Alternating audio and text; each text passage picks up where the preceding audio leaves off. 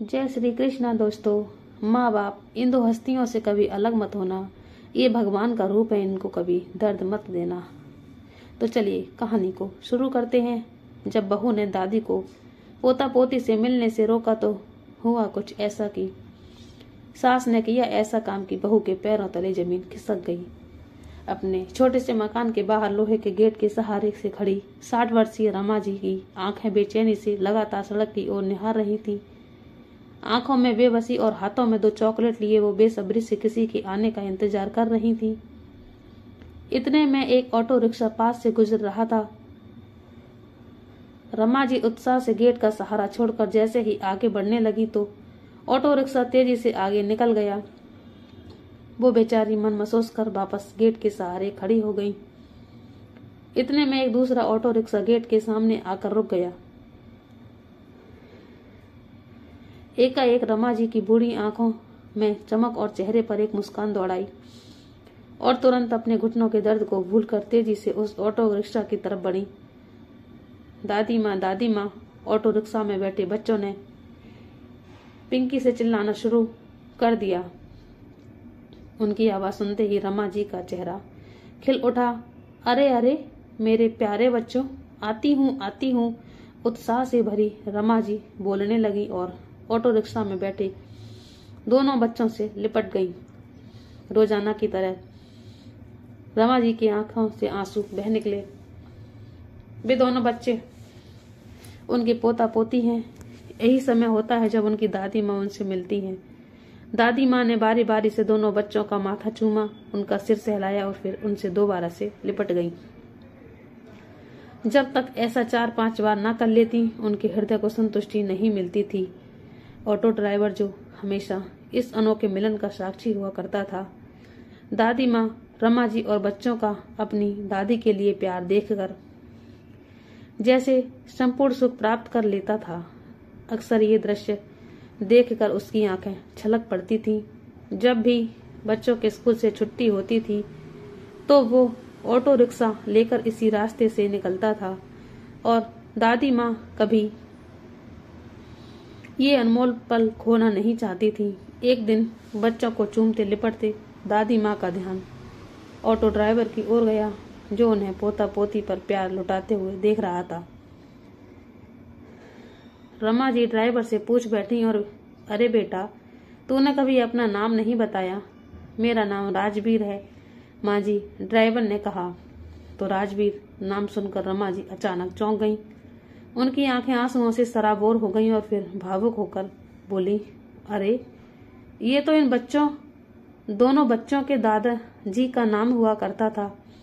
बहुत रोब हुआ करता था उनका, पर अब कहाँ चले गए, मुझे छोड़कर अनंत यात्रा पर, कहते कहते उनका गला भर आया।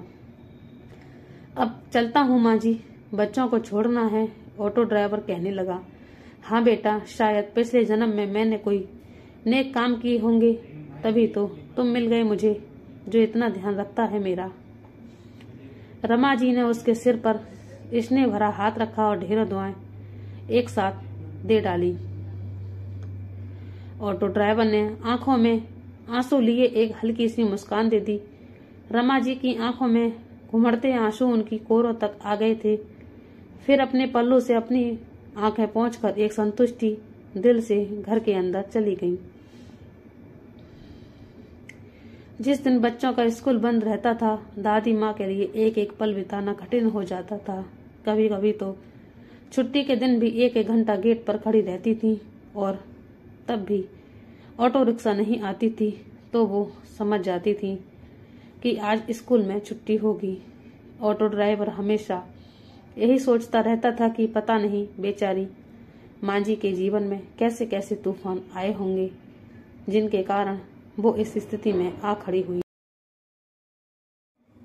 जब बच्चों की गर्मियों की छुट्टियां शुरू हो गईं तो ये सोचकर कि कहीं माँ जी बच्चों का इंतजार करते करते घंटों गेट पर ना खड़ी रहें, ऑटो ड्राइवर राजवीर रमा जी को सूचित करने आ गया। उस दिन राजवीर को ना तो जाने की जल्दी थी और रमा जी के पास तो फुर्सत थी अपना हाल चाल बताने के लिए। इसलिए उस दिन उनके अंदर बुलवाने पर राजवीर उनके घर के अंदर चला गया और घर के छोटे से आंगन में बिछे लकड़ी के तख्त पर बैठ गया। उस तख्त पर मोटा सा गद्दा बिछा था, पास में पानी से भरा तांबे का लोटा रखा था और कुछ 2-4 धार्मिक पुस्तक रखी थी जिन्हें शायद वे अकेले में पढ़ लिया करती होंगी। बातचीत करने या दिल बहलाने के लिए घर में और कोई था भी तो नहीं उनके पास। कुछ दिन बच्चों से नहीं मिल पाएंगी, ये सोचकर रमा जी का मन निराशा और उदासी से भर उठा। फिर राजवीर के पास आकर तख्त पर बैठ गईं और हालचाल बांटने लगी। देखते ही देखते उनके अतीत की पीड़ा अनायास ही उनके शब्दों से बहने लगी और वो कहती चली गई, कभी मैं इस घर में बहू बनकर आई थी, फिर माँ बनी और फिर दादी माँ। भरे पूरे संपन्न घर की जान हुआ करती थी कभी मैं, लेकिन पति की मृत्यु के साथ साथ सब कुछ छूटने लगा, मान सम्मान और पुरानी यादें। ऐसा कहते कहते उनकी आंखों में से आंसू बह निकले। तभी राजवीर उन्हें सांत्वना देते हुए बोला, माँ जी परेशान मत होइए, किस्मत किसको क्या रंग दिखाएगी कोई नहीं जानता। इसलिए कहते हैं ना, जाई विधि राखे राम ताही विधि रखिए। तब रमा जी बोली, कहने में तो बहुत आसान है बेटा, जानते हो मेरा बेटा बहुत ही कुशल और आज्ञाकारी था। मैं हमेशा कहती थी कि ऐसा बेटा तो किस्मत वालों को ही मिलता है। पढ़ी लिखी और अच्छे घर की लड़की पिंकी को बहू बनाकर लेकर आई थी। मुझे लगा कि जैसे मेरे नसीब को 4 चांद लग गए हों। आस पड़ोस के लोग भी जब बहू को देखने आते तो उसकी सुंदरता देखकर मुक्त हो जाते। मैं गर्व से कहती थी, मेरी बहू तो खरा सोना है। अरे इतनी सुंदर और पढ़ी लिखी बहू तो पूरे मोहल्ले में न होगी। मैंने भी खूब प्यार लुटाया अपनी बहू पर। शादी के बाद बेटे को भी नौकरी में तरक्की मिल गई, खूब तनख्वाह लेने लगा तो एक कॉलोनी में बढ़िया सा फ्लैट खरीद लिया। मैं भी बड़े चाव से चल पड़ी बेटा बहू के साथ। कुछ समय तक तो सब कुछ अच्छा था, लेकिन फिर एकाएक पासा पलटने लगा। चांद जैसे मुखड़े वाली बहू कब ज्वालामुखी में बदल गई पता ही ना चला और बेटा भी छोटी छोटी सी बातों पर डांटने लगा। लेकिन मैं आज तक नहीं जान पाई कि आखिर मेरी गलती क्या थी। घर की मुखिया होने के नाते मैं बस यही तो चाहती थी कि मेरे बच्चे मेरे अनुभव से कुछ सीख लें, लेकिन मेरा तो किसी भी बात में बोलना उन्हें मंजूर ही नहीं था। वे केवल यही चाहते थे कि मैं चुप करके 2 रोटियां तोड़, लेकिन किसी बात पर अपनी राय ना दूं। बहू आए दिन पार्टियों में जाती रहती थी। एक दिन तो हद तब हो गई जब रात के 10 बजने को आए और बहू अपनी किटी पार्टी से नहीं लौटी थी। बरामदे में खड़ा मेरा बेटा भी अपनी पत्नी पिंकी की राह देख रहा था। चेहरे पर बेचैनी थी। तभी स्कूटी का हॉर्न सुनाई दिया। जब पिंकी को घर के गेट के बाहर देखा तब हम माँ बेटे की जान में जान आई। बहू घर के अंदर आई तो मुझसे रहा नहीं गया और मैंने बहू को टोक दिया कि इतनी रात तक बाहर रहना अच्छी बात नहीं है। अच्छे घर की बहू को ये सब शोभा नहीं देता, और फिर जमाने का हाल तो तुम जानती ही हो। इतना कहने भर की देर थी कि पिंकी ने तूफान खड़ा कर दिया, जो जली कटी मुझे सुनाई में बयान नहीं कर सकती। बहू रूठ कर अपने कमरे में चली गई और उसके बाद मेरा बेटा, अपना बेटा रोहन भी उसे समझाने के बजाय मुझ पर ही बरस पड़ा। लेकिन मुझे समझ नहीं आया कि मैं कहाँ गलत थी। बहू तो मेरे घर की इज्जत थी ना, उसे इस तरह सड़क पर आने देना नहीं चाहती थी। आखिर नारी को अपनी सुरक्षा के बारे में खुद ही सोचना पड़ता है। उस रात दोनों ने खाना नहीं खाया। कुछ दिनों तक वे दोनों मेरे व्यवहार से उखड़े उखड़े रहे। रोहन तो हमेशा बहू का ही पक्ष लेता था, लेकिन ये कभी नहीं सोचता था कि क्या कोई माँ अपने बच्चों का बुरा चाहेगी। बेटे बहू के व्यवहार से मैं परेशान हो चुकी थी, इसलिए समय व्यतीत करने के लिए घर पर रहकर कढ़ाई बुनाई का काम करने लगी। 4 पैसे भी हाथ में आ जाते थे, लेकिन बहू को भी ये भी मंजूर नहीं था। हमेशा चिल्लाती रहती, माँ जी पूरे घर में आपने क्या गंदगी मचा रखी है, सारा दिन कोई न कोई आता जाता ही रहता है, ये मेरा घर है कोई दुकान नहीं। बंद कीजिए अब ये तमाशा। बहू को मेरा ये काम पसंद नहीं था, तो बेटे ने भी मेरे काम पर करने पर पूरी तरह से रोक लगा दी। धीरे धीरे समय बीता और बहू ने जुड़वा बच्चों को जन्म दिया, एक बेटा और एक बेटी। की दादी बन जाने पर मुझे बहुत खुशी हुई। मुझे जीने की एक आस जागी, लेकिन न जाने क्यों बहू अपने बच्चों को मेरे हाथ में देना नहीं चाहती थी। मैं जब भी उनके साथ लाड़ करती, मनुहार करती, तो उसके चेहरे के भाव बिगड़ने लगते थे। जैसे जैसे पोता पोती बड़े हो रहे थे, उनका मुझसे लगाव बढ़ता जा रहा था। बहुत प्यार करते थे दोनों मुझसे, सारा दिन दादी दादी करते थकते ना थे, लेकिन बहू को ये गवारा नहीं था। एक दिन उसने घर में हंगामा खड़ा कर दिया और रोहन से बोली कि केवल तुम्हारी माँ की वजह से हमारा बेटा बिगड़ता जा रहा है, मेरे आगे जबान लड़ाने लगा है, और स्नेहा तो पढ़ाई लिखाई की तरफ तो देखती तक नहीं। मैं कह देती हूँ केवल तुम्हारी माँ ही है हमारे बच्चों को बिगाड़ने वाली। बहू की बातें सुनकर मेरा अपना बेटा कैसे भड़क पड़ा था मुझ पर। आए दिन बहू बात बात पर मेरा अपमान करती रहती थी और रोहन भी चुप्पी साधे रहता था। फिर भी जैसे तैसे मैं उनके साथ रह रही थी। एक दिन जब मैं बाथरूम में फिसल कर गिर गई तो 2-4 दिन मंदिर भी नहीं गई। ये बात भी बहू को बर्दाश्त नहीं होती थी। एक दिन उसे फोन पर कहते हुए सुना, अपनी मनहूस सूरत लेकर घर में ही बैठी रहती हैं। पहले कम से कम मंदिर तो चली जाया करती थी, तो मैं भी चैन की सांस ले लेती थी। घर बैठे बैठे तो इनकी नजरें बच्चों के खाने पर ही गड़ी रहती हैं। इनका कोई दूसरा इंतजाम करना ही पड़ेगा। बहू के मुंह से ये बातें सुनकर मैं सुन पड़ गई थी। भला मैं अपने प्यारे बच्चों के खाने को नजर क्यों लगाऊंगी, और बहू दूसरा इंतजाम करने की बात कर रही थी। इस बात का क्या मतलब हो सकता है। हद तो तब हो गई जब एक दिन रोहन ने मुझे ऐसा आघात किया जिसे सुनकर मैं तड़प गई थी। वो था वृद्धा आश्रम में रहने का सुझाव। मुझे कहने लगा, माँ तुम्हें यहाँ ना तो आराम है ना ही मन की शांति। मैं चाहता हूँ कि तुम वृद्धा आश्रम में सुख शांति से रहो। मेरी आंखें फटी की फटी रह गई थी। मैं सोचने लगे कि आज तक मैं जिसे अपना बेटा कहती थी वो मेरा कभी था ही नहीं। अपनेपन की घनी तह मेरी आंखों से उतरने लगी थी। मैं दुख और बेबसी से बिलक बिलक कर रो पड़ी थी। बेटा, ये केवल मैं ही जानती हूँ कि मैंने स्वयं को कैसे संभाला, लेकिन वृद्धा आश्रम में दूसरों पर आश्रित रहना मुझे कतई मंजूर नहीं था। अभी मेरा शरीर मेरा साथ दे रहा था, तो मैंने अपने संदूक में कपड़े रखे और भारी मन और भारी आंखें लिए अपने इस घर में वापस आ गई। अकेली हूं तो क्या हुआ, इज्जत से जी रही हूं, बस मेरी जान बसी है। तो अपने पोता पोती में कितनी बेबस आंखों से निहार रहे थे मुझे उस दिन जब मैं वो घर छोड़कर निकली थी। महीनों तक अपने पोते पोती को याद करके मैं मछली की तरह तड़पती रही थी। 2 साल बीत गए हैं इस बात को बोलते बोलते गला रुंध गया था रमा जी का, लेकिन बेटा मुझे तो अब आदत हो गई है अकेले रहने की। इस उम्र में बीमार पड़ गई तो मुझे कौन देखेगा, ये सोचकर रोज सुबह व्यायाम करती हूँ।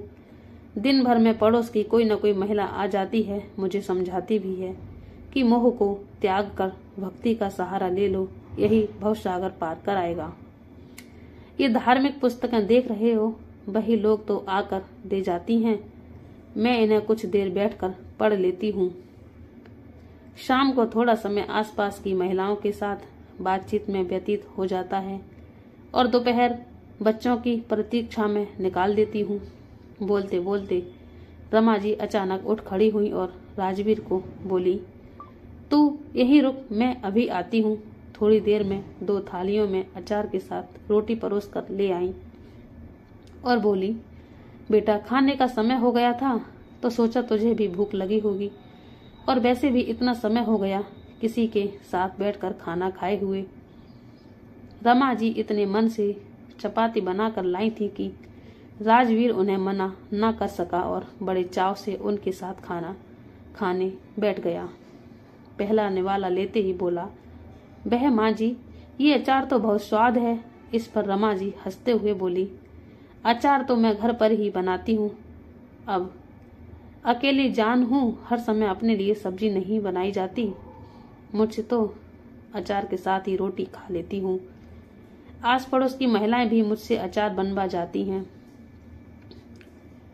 अब इस उम्र में पैसा कहाँ से लाऊं? अचार बनाकर जो थोड़ा बहुत पैसा मिलता है उसी से गुजारा कर लेती हूँ। इतने समय बाद माँ के खाने का स्वाद पाकर राजवीर अंदर तक तृप्त हो गया था। रमा जी का शुक्रिया कर जब वो जाने लगा तो वे तुरंत अंदर जाकर एक डिब्बा अचार का भर कर ले आई और बोली, तुझे अचार इतना पसंद आया है तो थोड़ा सा लेकर जाना, मेरे मन को संतुष्टि मिलेगी। जुग जुग जियो। रमा जी का प्यार और आशीर्वाद पाकर राजवीर का दिल भर आया। उसके माँ बाप नहीं थे, लेकिन आज जब रमा जी के पास बैठकर खाना खाया तो उसे अपनी माँ के साथ का अनुभव हुआ। कुछ दिन बीतते तो राजवीर को लगा कि माँ जी से मिलना चाहिए। सुबह सुबह तैयार होकर सीधे रमा जी के घर जा पहुंचा। रमा जी भी नहा धोकर अपने आंगन में बैठी थी। उसे देखकर उत्साह से भर गई और फिर एकाएक बोली, बच्चों की छुट्टियां कब तक हैं बेटा? उनकी राह देखते देखते तो मेरी आंखें पथरा गई हैं। माँ जी, अब मैं आपसे क्या छिपाऊं? उनके माता पिता ने उन्हें हॉस्टल भेज दिया है। अब वे वहीं रहकर पढ़ाई करेंगे। क्या मेरे बच्चों को मुझसे दूर कर दिया? ये तो अच्छा नहीं किया उन दोनों ने। उनका चेहरा देखती थी तो मेरी सांस में सांस आती थी। अब तू ही बता, मैं कैसे जीऊंगी? इससे तो अच्छा है कि भगवान मुझे अपने पास ही बुला ले। रमा जी फूट फूट कर रो पड़ी। अरे माँ जी, दिल छोटा मत कीजिए। उन्हें हॉस्टल ले जाने और वहां से लाने की जिम्मेदारी मेरी ही है। हर सप्ताह जब छुट्टी बिताने के लिए वे घर आएंगे तो मैं उन्हें आपसे मिलवा दिया करूंगा। अरे हाँ माँ जी, मैं आपसे एक बात पूछना तो भूल ही गया। क्या हुआ बेटा? रमा जी बोली। माँ जी, वो अचार जो आपने मुझे दिया था मेरी पत्नी और बच्चों को बहुत पसंद आया। और तो और उस दिन मेरे घर पर कुछ मेहमान आए हुए थे। वे तो आपके बनाए अचार के दीवाने ही हो गए। उनकी बहुत बड़ी अचार की फैक्ट्री है। उन्होंने मुझे स्पेशल रिक्वेस्ट की है कि मैं उन्हें एक बार आपसे मिलवा दूं। राजवीर के कहने पर रमा जी ने उनसे मिलने के लिए हामी भर दी। शाम को एक बड़ी सी कार उनके घर के बाहर आकर रुकी। रमा जी कुर्सी बिछाकर गेट के पास ही बैठी हुई थी। गाड़ी में से राजवीर अचार फैक्ट्री के मालिक मोहित के साथ बाहर निकला। वह एक युवा कारोबारी था। रमा जी के पास पहुंचकर उनके चरण छुए और हाथ जोड़कर उनके सामने खड़ा हो गया और बोला, माँ जी, उस दिन मैंने आपके हाथ का बना अचार खाया। सच बताऊं तो मैंने बहुत तरह के अचार का स्वाद लिया, लेकिन ऐसा स्वाद कहीं नहीं मिला। माँ जी, वो दरअसल मैं आपसे पूछना चाहता था कि क्या आप हमारे लिए काम करना पसंद करेंगी? ये बात सुनकर रमा जी कुछ हैरान रह गई और फिर चेहरे पर झिझक और होठों पर हल्की सी मुस्कान लिए बोली, बेटा, ये तुम क्या कह रहे हो? मेरे बूढ़े शरीर में अब इतनी हिम्मत कहाँ? फिर वह व्यक्ति बोला, माँ जी, आपके पास जो अनुभव है मुझे इसी अनुभव की आवश्यकता है। मेरा विश्वास कीजिए, आपको किसी परेशानी का सामना नहीं करना पड़ेगा। बस आपसे विनती है कि आप हमारी अचार की फैक्ट्री का प्रोडक्शन इंचार्ज का कार्यभार संभाल लीजिए और अपना अनुभव और सहयोग देकर मुझ पर उपकार कर दीजिए। उनकी बात सुनकर रमा जी बोली, लेकिन बेटा, इस उम्र में तो बाहर निकलकर काम करना मेरे लिए संभव नहीं है। अब तो घुटने भी जवाब देने लगे हैं। रमा जी की बात सुनकर वो युवा कारोबारी उनके चरणों में बैठ गया और बोला, माँ जी, मैं वादा करता हूँ कि आपको कोई तकलीफ नहीं होगी। आपको लेने के लिए हर रोज ड्राइवर आएगा और आपको गाड़ी में बैठा करके ले जाएगा। आपको केवल अपने अनुभव के आधार पर अचार बनाने वाली टीम को निर्देश देने का काम करना है। उनकी बातें सुनकर रमा जी अधेड़ बुन में पड़ गईं और सोचने लगी कि घर बैठे बैठे भी क्या कर रही हूँ। सारा दिन अकेले बैठे बैठे भी समय काटना मुश्किल हो जाता है। अभी ये बस सब बातें सोच ही रही थी कि इतने में राजवीर बोला, माँ जी, आपको कोई परेशानी नहीं होगी, आप निश्चिंत रहिए। राजवीर की बात सुनकर रमा जी ने एक प्यारी सी मुस्कान के साथ तुरंत हामी भर दी और अगले दिन ड्राइवर उन्हें लेने आ गया और उन्होंने अपना काम संभाल लिया। फैक्ट्री के मालिक ने रमा जी के अचार को एक स्पेशल बॉन्ड बनाया जिसका नाम रखा गया रमा भरा अचार। अचार के डिब्बे पर रमा जी का फोटो भी लगवाई। रमा जी के जाने के कुछ दिनों के भीतर ही उनकी फैक्ट्री की बिक्री 2 गुनी हो गई। शहर में जगह जगह पर रमा जी के अचार के विज्ञापन के बैनर लगा दिए गए। एक बैनर राजवीर ने अपनी ऑटो रिक्शा के पीछे भी लगाया। रमा जी के अनुभव और लगन से उनका अचार का बिजनेस दिन 2 गुनी रात 4 गुनी तरक्की करने लगा। अब रमा जी को ढेर सारा सम्मान और सुविधा के साथ साथ अच्छी तनख्वाह भी मिल रही थी। आत्मनिर्भर बनने के साथ अब रमा जी पहले से अधिक चुस्त दुरुस्त रहने लगी थी। उनके चेहरे पर आत्मविश्वास भरी चमक आने लगी थी। वहीं दूसरी ओर फैक्ट्री के वर्कर्स के साथ हंसते बतियाते पूरा दिन कब निकल जाता था उन्हें पता ही नहीं चलता था। एक दिन जब राजवीर बच्चों को छोड़ने के लिए उनके घर गया तो पिंकी ने उसके ऑटो के पीछे वो बैनर लगा हुआ देखा जिस पर उसकी माँ जी की फोटो भी लगी थी। ये देखकर वह चौंक गई और तुरंत राजवीर से इस बारे में पूछने लगी। फिर राजवीर ने उन्हें रमा जी के बारे में सफलता की कहानी बताई कि किस तरह उन्हें अचार की फैक्ट्री में काम मिला और वो उस फैक्ट्री में कितने ऊंचे पद पर आसीन हैं। ये सब बातें सुनकर पिंकी की हैरानी का ठिकाना ना रहा। उसे तो जैसे काटो तो खून नहीं। पीछे खड़ा रोहन भी सारी बातें सुन रहा था। उसे देखकर पिंकी बोली, सुना आपने? जिन्हें बेकार समझकर हम वृद्धाश्रम भेजने को तैयार थे उन माँ जी ने अपने हुनर के बल पर कितनी प्रसिद्धि हासिल कर ली। उसकी बात सुनकर रोहन बोला, अगर तुमने पहले ही माँ जी को अचार बनाने से ना रोका होता तो आज जितना पैसा वो कमा रही हैं वो सब हमारा होता। कुछ समय बीता तो एक दिन रमा जी के पास पिंकी का फोन आया। इतने समय बाद अपनी बहू को फोन देखकर रमा जी को कुछ हैरानी हुई। जब फोन सुना तो वे स्तब्ध रह गईं। उनकी बहू रो रो कर उन्हें बता रही थी कि रोहन का एक्सीडेंट हो गया है जिसमें उसे बहुत ज्यादा चोटें आई हैं। हालत गंभीर होने के कारण उसे शहर के सबसे बड़े हॉस्पिटल में भर्ती करवाया गया है। ये सुनकर रमा जी के पैरों तले तो जमीन ही खिसक गई। बेटे के मुंह से खींचती हुई वो तुरंत रोहन से मिलने अस्पताल पहुंच गई। अस्पताल पहुंचकर जो दृश्य उन्होंने देखा वो दिल चीर देने वाला था। उनका बेटा अस्पताल के बेड पर पड़ा कराह रहा था। उनकी बहू पिंकी स्वयं को बेबस महसूस करते हुए चिंतित अवस्था में उसके पास बैठी रो रही थी। जैसे ही रमा जी को देखा तो तुरंत उठ खड़ी हुई और उनके गले लग गई और फूट फूट कर रोने लगी। माँ जी, देखिए ना, ये सब क्या हो गया?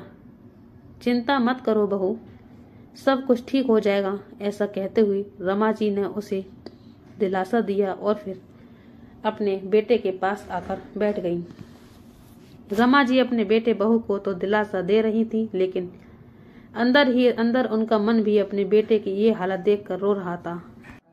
स्वयं को संभालते हुए रमा जी ने पूछा, डॉक्टर ने क्या कहा? बहू रोते हुए बोली, माँ जी, इनके कूल्हे की हड्डी टूट गई है। डॉक्टर ने हिप रिप्लेसमेंट की सलाह दी है और शरीर के बाकी हिस्सों में भी गंभीर चोटें आई हैं। डॉक्टर ने करीब 4 लाख का खर्च बताया है,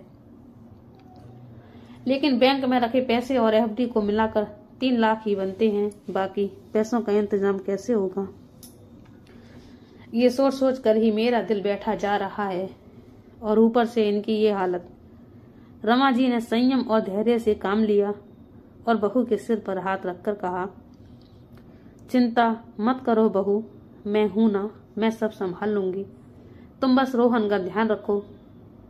रमा जी ने तुरंत पैसों का इंतजाम कर दिया और रोहन का ऑपरेशन ठीक ठाक हो गया।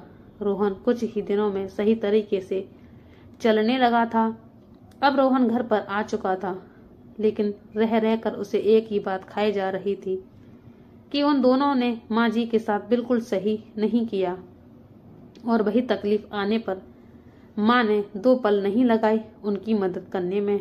रोहन पश्चाताप से भरा हुआ अपनी पत्नी को लेकर रमा जी के पास फैक्ट्री में पहुंच गया। अंदर जाकर रमा जी के बारे में पूछा तो पता चला कि वो फैक्ट्री के मालिक हैं। मालिक के साथ वर्कर्स की मीटिंग ले रही हैं। कुछ समय के बाद जब वो बाहर निकली, अपने बेटा बहू को देखकर बहुत खुश हो गई। उन्हें अपने ऑफिस में ले गई, चपरासी से कहकर उनके लिए चाय मंगवाई और रोहन से हालचाल पूछने लगी, परंतु अपने व्यवहार से शर्मिंदा रोहन और पिंकी अपने आप को कुछ बोलने की स्थिति में नहीं थे, और उधर अपनी मां का ऐसा रुतबा देखकर मन ही मन रोहन को अपने कर्मों पर पछतावा होने लगा। पर चुप्पी तोड़ते हुए रोहन बोला, मां, अब आप हमारे साथ ही रहेंगी, हम दोनों आपको घर ले जाने के लिए आए हैं। हम लोगों ने आपके साथ जो व्यवहार किया उसके बावजूद आपने हम पर कितना बड़ा एहसान किया, हम बहुत शर्मिंदा हैं माँ। इस पर रमा जी बोली, बेटा, एहसान तो तुमने मुझ पर किया है, अपने घर से बाहर का रास्ता दिखाकर। अगर तुम मुझे घर से बाहर ना निकलने देते तो मैं आज भी वही जिल्लत भरी जिंदगी जी रही होती।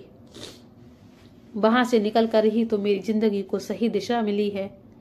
बेटा, बूढ़ी माँ कोई घर का फालतू सामान तो नहीं होती कि जब चाहे फेंक दिया और जब चाहे इस्तेमाल में ले आए। अरे, अपने पोता पोती के साथ मेरा हंसना बोलना तक भी तुम लोगों को मंजूर नहीं था। तुम्हारे साथ वापस जाने का तो सवाल ही पैदा नहीं होता। माँ की बातें सुनकर रोहन और पिंकी की नजरें शर्म के कारण झुक गईं। उन्होंने माफी मांगी, लेकिन रमा जी ने उन्हें माफ न कर पाई। इतने में फैक्ट्री मालिक मोहित अपने स्टाफ के साथ एक बड़ा सा केक लेकर ऑफिस में हाजिर हुए और सब जोर से चिल्लाने लगे, जन्मदिन मुबारक हो मैडम। ये दृश्य देखकर दोनों बेटा बहू शर्म के मारे जमीन में गड़े जा रहे थे, क्योंकि उन्हें तो याद भी नहीं था कि आज उनकी माँ का जन्मदिन है। सब लोगों ने रमा जी को घेर लिया। रमा जी अपनी बर्थडे सेलिब्रेशन में मशगूल हो गई और वे दोनों एक कोने में अपना सा मुंह लेकर खड़े रहे। और दोस्तों, आपको ये कहानी कैसी लगी हमें जरूर बताएं। आप हमारे चैनल पर नए हैं तो हमारे चैनल को सब्सक्राइब कर लीजिए और बेल आइकन को दबा दीजिए, ताकि हमारी कहानी आप तक पहुंचती रहे। वीडियो को पूरा देखने के लिए दिल से धन्यवाद। जय श्री कृष्णा। राधे राधे।